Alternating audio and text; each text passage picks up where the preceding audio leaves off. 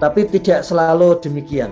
Jadi kalau kita lihat kondisi-kondisi terakhir itu justru tidak persis demikian. Ini yang bagian yang memang nanti kalau kita lihat akan punya pengaruh juga di dalam melihat bagaimana warga desa itu akan ada di dalamnya. Ini penting melihat indeks ini karena ini adalah semua yang sifatnya rasio itu bersifat terasa di hati gitu ya. Karena kalau rasio itu kan saling membandingkan di antara kita gitu. Itu yang membuat penting melihat indeks ini, atau kalau kemiskinan itu kemiskinan persentase kemiskinan daripada jumlah kemiskinannya seperti itu. Nah ini laporan BPS untuk indeks Gini yang terakhir. Ini kembali menunjukkan bahwa memang desa sebagai bantalan untuk mengatasi ketimpangan. Di kota sudah sampai ke 0,4 ini wilayah-wilayah yang sangat timpang gitu. Ini ketimpangannya melesat ini di pertengahan tahun 2000-an ya, melesat, dan setiap kali ketimpangan melesat itu turunnya lebih sulit lagi ya.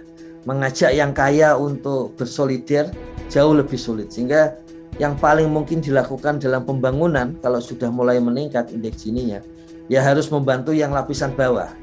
Yang lapisan atas mungkin modelnya pajak progresif, pemaksaan begitu, sementara yang bawah harus dibangun bagaimana supaya kesempatan kerja dan usahanya meningkat.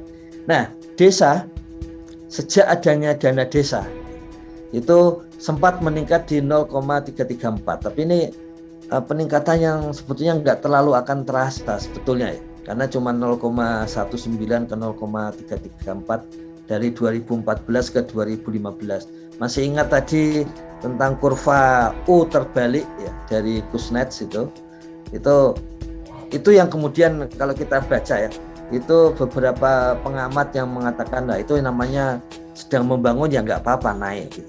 Tapi ternyata desa tidak seperti itu. Jadi ini hal-hal yang menarik juga, bagaimana dana desa banyak berlipat ganda dari APBDes gitu, tapi indeks Gininya relatif tidak naik, bahkan cenderung turun. Nah, ada COVID di kota indeks Gini naik, ada COVID di desa indeks Gini turun. Jadi itu salah satu upaya-upaya hasil dari misalnya selama pandemi kemarin padat karya harus dipol ya. Jadi waktu itu banyak yang protes kenapa harus 50% untuk warga dan sebagainya. Tapi ya hasilnya seperti ini. Jadi kalau kesempatan kerja bagi warga desa dibuka jauh lebih lebar, terutama untuk golongan miskin dan yang terkena pandemi waktu itu kan, itu indeks Gininya juga akan turun. Itu untuk menunjukkan bahwa ketika kita sedang mengalami musibah, itu kemudian kita saling berbagi. Itu indikasi di desa. Indikasi di kota justru ketika musibah ya, pandemi di 2020-2021 ini justru ada kecenderungan meningkat.